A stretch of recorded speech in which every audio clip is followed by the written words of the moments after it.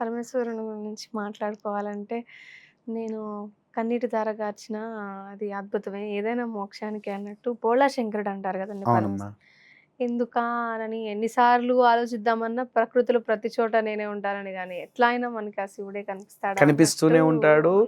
మనం మనకు అంటే నేనంటున్నాను కాదు కానివ్వండి, పురాతనమైన 'కన్నప్ప' అనే మూవీ, ఇప్పుడు కొత్తగా వచ్చిన 'కన్నప్ప' హ్మ్. మూవీలో ఒక వాక్యం ఉంది.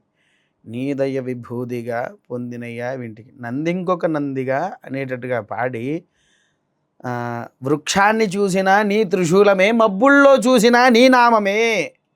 అంటే భగవంతుని యొక్క స్మరణ నీవు ఏ విధంగానైతే తీసుకుంటావో, భగవంతుని నువ్వు ఏ విధంగా ఆచరిస్తావో, నువ్వు ఆకుల్ని చూసినా, మబ్బుల్ని చూసినా, నేలను చూసినా, నీటిలో చూసినా, గాలిలో చూసినా, అగ్నిలో చూసినా, పంచభూత అష్ట దిక్పాలకుల సర్వాధి పంచలోక పాలకులాది రూపంలో కనిపించేటువంటి వాడు భగవంతుడు ఎవడయ్యా అంటే ఏకైక వాడే ఆ పరమేశ్వరుడు.